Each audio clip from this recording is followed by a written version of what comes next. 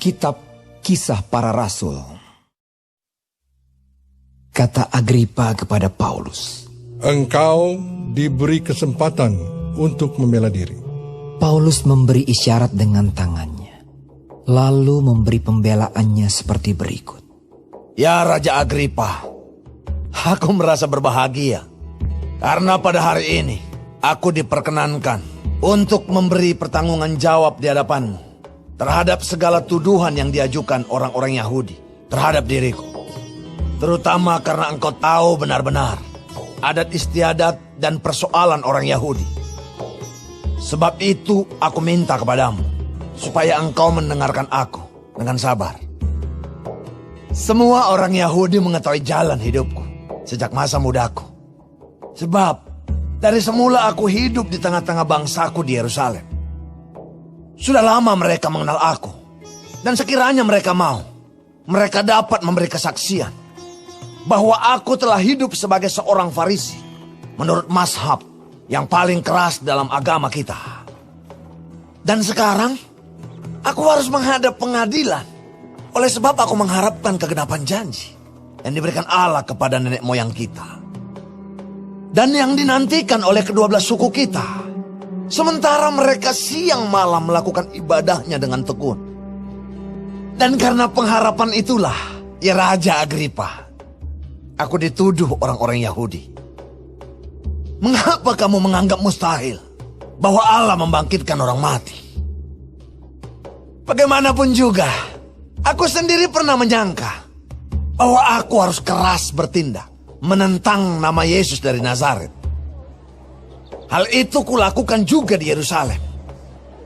Aku bukan saja telah memasukkan banyak orang kudus ke dalam penjara setelah aku memperoleh kuasa dari imam-imam kepala, tetapi aku juga setuju jika mereka dihukum mati.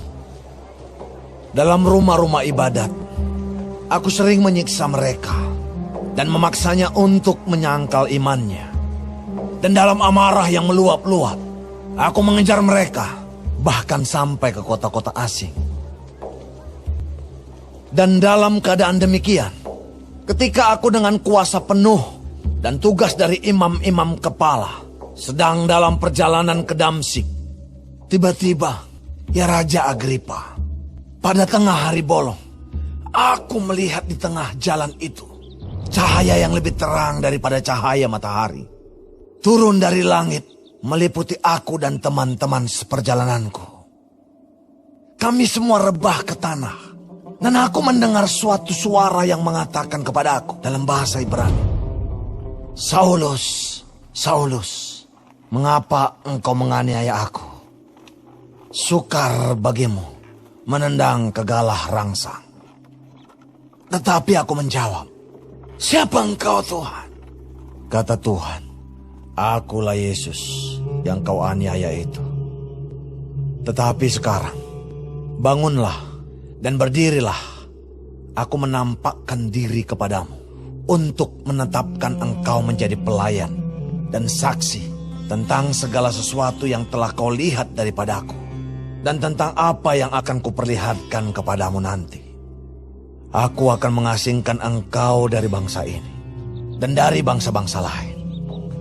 Dan aku akan mengutus engkau kepada mereka untuk membuka mata mereka, supaya mereka berbalik dari kegelapan kepada terang dan dari kuasa iblis kepada Allah, supaya mereka oleh iman mereka kepadaku memperoleh pengampunan dosa dan mendapat bagian dalam apa yang ditentukan untuk orang-orang yang dikuduskan.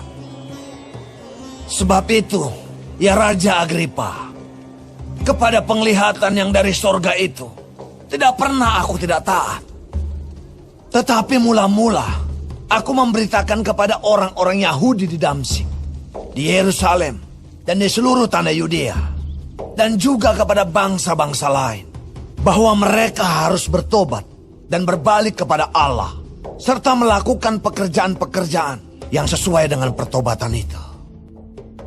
Karena itulah, orang-orang Yahudi menangkap aku di bait Allah dan mencoba membunuh aku.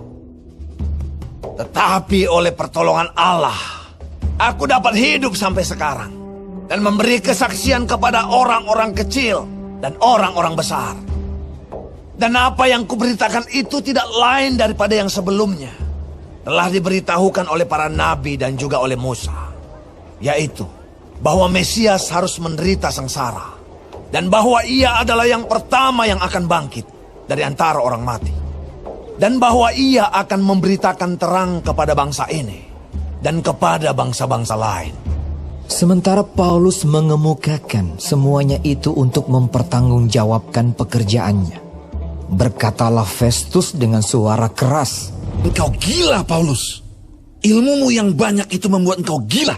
Tetapi Paulus menjawab, Aku tidak gila, Festus yang mulia. Aku mengatakan kebenaran dengan pikiran yang sehat. Raja juga tahu tentang segala perkara ini. Sebab itu aku berani berbicara terus terang kepadanya. Aku yakin bahwa tidak ada sesuatu pun dari semuanya ini yang belum didengarnya. Karena perkara ini tidak terjadi di tempat yang terpencil. Percayakah engkau, Raja Agripa, kepada para nabi? Aku tahu bahwa engkau percaya kepada mereka. Jawab Agripa, Hampir saja kau yakinkan aku menjadi orang Kristen. kata Paulus. Aku mau berdoa kepada Allah supaya segera atau lama-kelamaan, bukan hanya engkau saja, tetapi semua orang lain yang hadir di sini dan yang mendengarkan perkataanku menjadi sama seperti aku, kecuali belenggu-belenggu ini. Lalu bangkitlah raja dan wali negeri serta Bernike dan semua orang yang duduk bersama-sama mereka.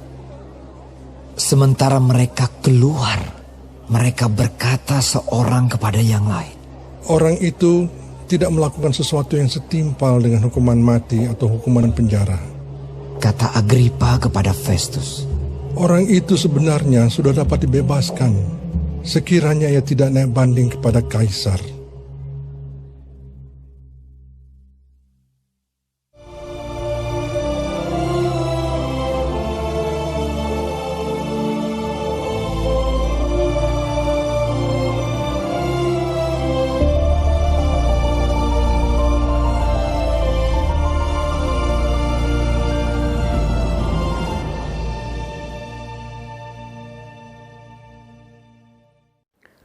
Shalom saudara-saudaraku yang dikasihi Tuhan Yesus.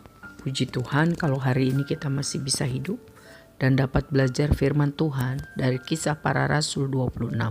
Tuhan Yesus memberkati. Pembelaan Paulus di hadapan Agripa. Menurut sejarah, Agripa adalah keturunan keluarga Herodes. Keluarga yang penuh dengan ambisi duniawi dan amoralitas. Dari generasi ke generasi selalu hidup melawan kebenaran. Pendiri dinasti Herodes adalah Herodes Agung. Dialah yang berusaha membunuh bayi Yesus. Lalu anaknya Antipas memenggal kepala Yohanes Pembaptis. Dan cucunya Agripa I membunuh Yakobus anak Zebedius dengan pedang. Sekarang Paulus ada di bawah ke hadapan anak Agripa I. Paulus menceritakan kisah hidupnya secara singkat dan padat, termasuk saat perjumpaannya dengan Yesus di jalan menuju kota Damsyik.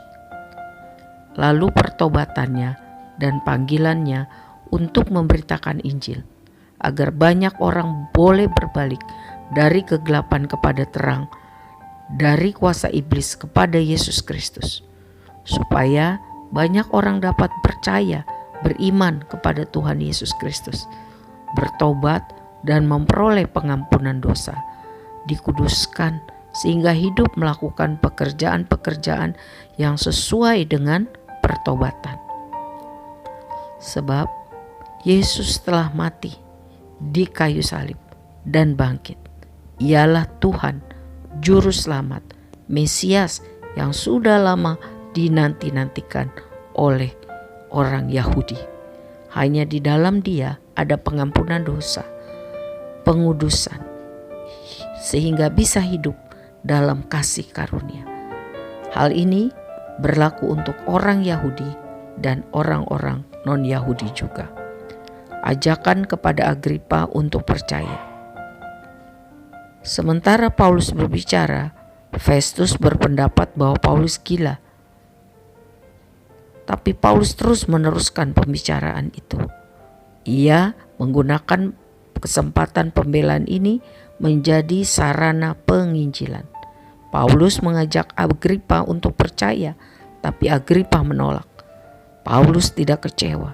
Ini contoh yang baik, di mana kita melakukan kewajiban kita, tanggung jawab kita untuk menginjil, dan hasilnya kita serahkan kepada kasih dan kuasa Tuhan. Paulus tetap tulus untuk mendoakan agar mereka bisa percaya dan menerima Yesus Kristus. Saudara, mari minta kepada Tuhan setiap hari hati yang rindu untuk bisa memberitakan Injil, kesempatan dan kesanggupan, supaya kita dapat melaksanakan amanat agung. Kerinduan itu harus sangat besar, lebih besar daripada fokus kita hanya kepada masalah-masalah kehidupan kita. Sebab kalau kita diselamatkan oleh Tuhan Yesus dari dosa kita dan masih diberi kesempatan hidup sampai hari ini, adalah untuk membawa kabar sukacita bagi banyak orang. Amin. Tuhan Yesus memberkati.